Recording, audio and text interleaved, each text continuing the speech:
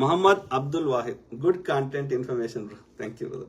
అదే బ్రదర్, నేను ఏంటంటే మన వీడియో చూసిన తర్వాత ఓకే, మన ఒక్కరమే కాదు, మనలాంటి వాళ్ళు 100 మంది ప్రశ్నించేటట్టు కొట్లాడేటట్టు కావాలి. ఓకే, మోర్ విషయ పరిజ్ఞానం వస్తే నేను ఒక్కనే కొట్లాడాల్సిన అవసరం లేదు. నా లెక్క 100,000 మంది కొట్లాడడానికి ముందుకు వస్తారని నా ఆశ. అందుకని ఓపిక్గా దాన్ని పూర్తిగా చదివి చెప్తా ఏ ముచ్చటైనా. ఓకే, ఎందుకంటే మనం ఇంత చదువుకొని అమెరికాలో మాస్టర్ చేసి 20 ఏళ్ళు కంప్యూటర్ సైన్స్లో పనిచేసి ప్రోగ్రామ్ అనలిస్ట్గా పనిచేసి మనకున్న తెలివితేటల్ని సమాజానికి వాడుకోకపోతే, మనతో పాటే చచ్చిపోతే వాట్ ఈస్ ద యూస్? కుక్క పిల్లి పంది చచ్చిపోయినట్టు మనం కూడా చచ్చిపోతే what is the use? So Waheed Shah అల్వి sir నమస్తే, నిప్పు లాంటి నిజాలు చెప్తారు సార్, మీ ధైర్యానికి సలాం. Thank you. ఎందుకంటే భయం అనేది వదిలేసినాం అనుకో, ఒకటే ఆలోచించండి, సింపుల్, నన్ను ఎంత కాపాడుకుందామన్నా బతుకుతామా చెప్పండి. నాకు నేను గమనిస్తున్నా 70 తర్వాత అది బతికినా అది నీ అదృష్టం. 5-10 ఏళ్ళు 5-10-20 బతికినా కానీ తిన్నది అరగది, ఒక షుగరో బీపీఓ ఏదో ఒక రోగంతో బాధపడుతూనే ఉంటారు. అంటే యాక్టివ్ లైఫ్ 70 దాకా ఉంది. ఆ తర్వాత ఇక నీ అదృష్టం. అంటే అర్థమైంది, నేను ఎంత కాపాడుకున్నా 70 తర్వాత ఎప్పుడు పోతానో నాకే తెలియదు.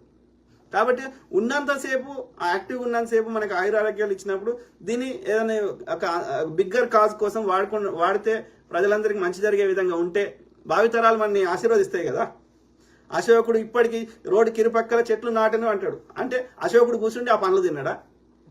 మనందరి కోసం నాటేయండి కదా, సింపుల్. ఓకే సార్ నమస్తే, నిప్పు లాంటి నిజాలు చెప్తారు సార్, మీ ధైర్యానికి సలాం. Thank you brother. Waheed Shah Alvi. Neela Harish ఏమంటున్నారు బ్రదర్? రాష్ట్రపతి 14 ప్రశ్నలతో సుప్రీంకోర్టుకి లేఖ రాసింది. భారతదేశం మొట్టమొదటి పౌరురాలైన రాష్ట్రపతికి ఆ పరిస్థితి ఉంటే దేశ ప్రజల పరిస్థితి. కరెక్ట్ బ్రదర్, నీల హరీష్ బ్రదర్. సో ఈ చట్టాన్ని తీసివేయాలి. ఈ బీజేపీ ఆర్ఎస్ఎస్ ప్రభుత్వము ఈ యొక్క సిబిఐ ఈడీని ఐటీని యొక్క పైసలు వసూలు చేయడానికి వాడుతుంది. ఓకే, దానికి కూడా పరిష్కారం చెప్పిన గతంలో ఏంది అంటే, ఎట్లయితే మనం ఎమ్మెల్యేలని ఎమ్మెల్సీలని ఎంపీలని మనమే ఎన్నుకుంటున్నామో, ఇండిపెండెంట్ గా పనిచేయాల్సిన వ్యవస్థల్ని, ప్రభుత్వంలో ఉన్న వాళ్ళని సరిదిద్దాల్సిన వ్యవస్థల్ని, ప్రభుత్వంలో ఉన్న వాళ్ళు తప్పులు చేస్తే వాళ్ళ మీద కూడా శిక్షించాల్సిన వాళ్ళని ప్రజలే ఎన్నుకోవాలి.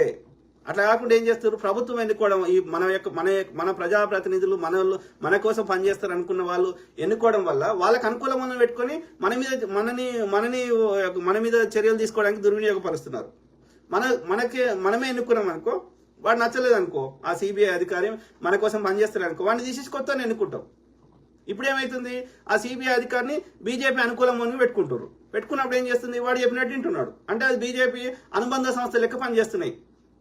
ఇది కోర్టులు ఇండిపెండెంట్గా పనిచేయాల్సింది. ప్రభుత్వంలో ఉన్న వాళ్ళ తప్పులను సరిదిద్దాల్సినటువంటి ఇండిపెండెంట్ స్వతంత్ర సంస్థలు ఆ ప్రభుత్వం యొక్క ప్రభుత్వం అనొద్దు, ఆ పార్టీ యొక్క అనుబంధ సంస్థ లెక్క పనిచేస్తున్నాయి. కాబట్టి దీని పరిష్కారం ఏంది, ప్రజలే డైరెక్ట్ ఎన్నుకోవాలి.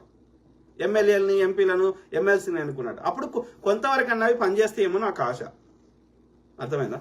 ప్లస్ ఒక్క వ్యక్తిని ఎన్నుకోవద్దు, బెంచ్ లాగా ఎన్నుకోవాలి. ఒక్క వ్యక్తి ఎన్నుకుంటే ఏం చేస్తాడు, వాడిని ఒక్కరిని కొనుక్కుంటారు కావచ్చు. ప్లస్ అందులో దానికి పోటీ ఎవరు ఉండాలి, ఇండిపెండెంట్ సంస్థ పనిచేసే వాళ్ళకి, నిజంగా దేశం మీద ప్రేమ ఉన్న వాళ్ళు, మాజీ ఆర్మీ వాళ్ళు, లేకపోతే సామాజిక కార్యకర్తలు, లేకపోతే ఒక మంచి అవార్డు గ్రహీతలు, అంటే నిజంగా దేశం మీద ప్రేమ ఉన్న వాళ్ళని ఎన్నుకోవాలి. అర్థమైందా? ఏదైనా అవార్డులు వచ్చిన వాళ్ళు, ఉత్తమ ఉపాధ్యాయులు, ఇట్లాంటి వాళ్ళని ఎన్నుకోవాలి, దేశం మీద నిజంగా ప్రేమ ఉన్న వాళ్ళని. మొహమ్మద్ అబ్దుల్ వాహిద్, పావలా గారు ఏం చేసినా తనకు మంచిగా అనిపించవచ్చు, కానీ రాబోయే కాలంలో ఎవరూ ఓటు వేయరు అని తెలుసుకుని ఈవీఎంలు బ్యాన్ చేయమని ఒక ప్రొటెస్ట్ చేయండి ప్లీజ్. ఎస్ బ్రదర్, ఈవీఎంలు బ్యాన్ చేయాలి, లేట్ అయినా సరే. జాన్ ప్రసాద్కి ఏమంటున్నారు, ప్రశ్నిస్తానని చెప్పిన పవన్ కళ్యాణ్ విధానం చూసి ప్రజలు భయపడుతున్నారు, మీరు ఏమంటారన్న. పవన్ కళ్యాణ్ అంటే ఆయనకి ఏ విషయం మీద అవగాహన లేదు బ్రదర్, అందరికి చెప్తున్నా, ఏ విషయం మీద అవగాహన లేదు. అది పర్సనల్ లైఫ్ కానీ లేకపోతే పాలిటిక్స్ కానీ. ఆయన కేవలం బీజేపీతో దోస్తీ చేయడం, పొత్తు పెట్టుకోవడం వల్ల అది ఏదో ఆ మాత్రం వచ్చినాయి. ఎందుకంటే టీడీపీ ఓట్లన్నీ వాళ్ళకి పడ్డాయి. అదర్వైజ్ ఆంధ్రప్రదేశ్లో వాళ్ళకి 5% ఓటు బ్యాంకు కూడా లేదు. పొత్తు లేకుండా పోటీ చేయమను, ఒక్క సీటు కూడా ఎవరు గెలవడు, ఇంక్లూడింగ్ పవన్ కళ్యాణ్ గారు. ఇది ఏ విషయం మీద అవగాహన లేదు, ఏం మాట్లాడతాడో ఆయనకే తెలియదు. అరుస్తాడు, ఒక స్టేబుల్గా ఉంటాడు, అది పర్సనల్ లైఫ్లో కానీ స్పీచ్లో కానీ ఎక్కడ కానీ ఆయనకి ఏ విషయం మీద అవగాహన. ఒక 5 minutes కామ్గా ఏదైనా ప్రశ్నకు ఆన్సర్ చెప్పమనండి. మోడీ గారిని అయినా సరే, పవన్ కళ్యాణ్ గారినైనా సరే, ఇద్దరు అజ్ఞానులే, ఇద్దరు 10వ తరగతి కూడా పాస్ కాలే. యా, మన దురదృష్టం. Mohammed Abdul Wahid, good with heart అన్న. Thank you to all my brothers, sisters, friends, everyone. ఏమంటున్నారు? మహమ్మద్ అబ్దుల్ వాహిద్. టాపిక్ అదే బ్రదర్, రాజద్రోహం, సెడిషన్ యాక్ట్, రాజద్రోహం కేసు. ఇప్పుడు అందరి మీద కేసులు పెడతారు కదా, తప్పుడు కేసులు. అది మాట్లాడితే అంటే నా భావస్వేచ్ఛను తీసేస్తున్నావు, వాళ్ళ తప్పులను ఎంచితే రాజద్రోహం అంట. అది కోర్టులో చెల్లయి, కానీ ఆ కోర్టు విచారణ రాకుండా చేసి మనకి కావాలని ఇబ్బంది పెడతారు. ఎందుకంటే ఇలా వచ్చిన లొసుగేముంది అంటే నాన్ బెయిలబుల్ ఉంది ఇది.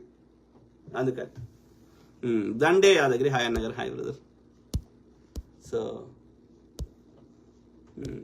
ఎందుకు తిడతావురా నువ్వు? యూజ్లెస్ ఫెల్లో కాబట్టే ఏది పతంగే విషయాలు అంటావు. నువ్వు యూజ్లెస్ ఫెల్లో కాబట్టే నువ్వు సబ్జెక్ట్ మాట్లాడతలేవు. రాజులే పోయినాక రాజద్రోహం ఎక్కడి నుంచి ఉందిరా? అది బ్రిటిష్ వాడు తెచ్చుకున్నాడు. ఎందుకని? అప్పుడు వాడి యొక్క రాజరిక వ్యవస్థను మెయింటైన్ చేసిండు కాబట్టి, స్వతంత్రం కోసం కొట్లాడితే వాడికి నచ్చలేదు కాబట్టి, ఈ దేశం నుంచి వెళ్ళిపోమంటే వాడికి నచ్చలేదు కాబట్టి రాజద్రోహం చట్టం తెచ్చుకున్నాడు. మరి ఇప్పుడు ఎందుకురా రాజులే లేకపోయినాక అది పెట్టిన యూకేలనే తీసేసినాక ఇక్కడ ఎందుకురా? అంటే ఎవడు మీ యొక్క మోడీ రాజా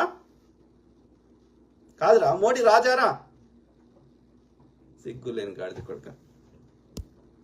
జాన్ ప్రసాద్కి హాయ్ అన్న. ఎక్కడ నాయకులు ఏది చెప్తే ప్రజలు పాటిస్తారు, ప్రజలు ఏది చెప్తే నాయకులు పాటించారు, అది చేయాలి. మనం ఎందుకు ఓటేస్తున్నాం? మన తరఫున ఒక ప్రతినిధి మీరు రాజ్యాంగం చదవండి, ఎక్కడ కూడా పబ్లిక్ రిప్రజెంటేటివ్ అనే ఉంటుంది, ప్రజాప్రతినిధి అంటది. అంటే అర్థమైంది, మనందరి తరఫున ఒక ప్రతినిధి పంపిస్తుంది. దెర్ ఇస్ నో నాయకులు. ప్రజాస్వామ్యంలో నాయకులు కాన్సెప్ట్ లేదు. నాయకులు దేనికి కావాలి? టు లీడ్ ఏ మూవ్మెంట్, ఒక ఉద్యమం నడపడానికి. తెలంగాణ ఉద్యమం ఉంది, ఇంకోటి ఏదో భూదాన ఉద్యమం ఉంది, ఇంకేదైనా ఉద్యమం ఉంది. ఉద్యమానికి నాయకులు కావాలి. ఎందుకంటే టు లీడ్ దట్ వాళ్ళ ఫాలోవర్స్ ని లీడ్ చేయడానికి ఒక నాయకుడు కావాలి. ఇక్కడ ఆ ఫాలోవర్ కాన్సెప్ట్ లేదు కదా. వీఆర్ నాట్ ఫైటింగ్ ఫర్ ఒక కాజ్ కోసం ఫైట్ చేస్తలేం కదా. గవర్నమెంట్ అంటే ఏంది? ప్రజలకి రాజ్యాంగం కల్పించినటువంటి ప్రజలు ఏం కోరుకుంటారో అవి అందరూ పాటించేటట్టు చూడడమే, రాజ్యాంగాన్ని అమలు చేయడమే యొక్క ప్రభుత్వాన్ని నడపడం. అది ఆ పుస్తకాన్ని అందరూ పాటించేటట్టు చూసేదే రాజ్యాంగం. రాజ్యాంగం అనేది అందరూ మన యొక్క దేశం మీద ప్రేమ ఉన్న వాళ్ళందరూ కలిసి కూర్చుండి, అప్పుడున్న ప్రజాప్రతినిధులు అందరూ కూర్చుండి, ఆ ప్రజలకు ఏమి కరెక్టో అవన్నీ ప్రజల యొక్క ఆశీర్వాదంతో పుస్తకం రాశారు. ఆ పుస్తకాన్ని అందరూ పాటించేటట్టు చూడడానికే ప్రభుత్వం ఉన్నది. అభివృద్ధి, సంక్షేమం, ఇట్లాంటి అన్ని పాయింట్స్ రాసుకున్నాం కదా రాజ్యాంగంలో, అంతవరకే. కాబట్టి ఆ రాజ్యాంగాన్ని అమలు చేయడానికి మన తరఫున ఒక ప్రతినిధి కావాలి. ఎందుకంటే మన అందరం పోయి 140 కోట్ల మంది పోయి పార్లమెంట్లో కూర్చోలేం కదా. లేకపోతే 4 కోట్ల మంది తెలంగాణ ప్రజలు యొక్క అసెంబ్లీలో కూర్చోలేరు కదా. లేకపోతే 6 కోట్ల 9 కోట్ల మంది ఆంధ్రప్రదేశ్ ప్రజలు ఆ యొక్క ఆంధ్రప్రదేశ్ అసెంబ్లీలో కూర్చోలేరు కదా. కాబట్టి మన తరఫున ఒక ప్రతినిధిని పంపిస్తున్నాం. ఆ ప్రతినిధి నచ్చకపోతే ఇంకో ప్రతినిధి అనుకుంటున్నాం. కాబట్టి ప్రజలు చెప్పింది వినాల్సిందే. There is no other way. Simple.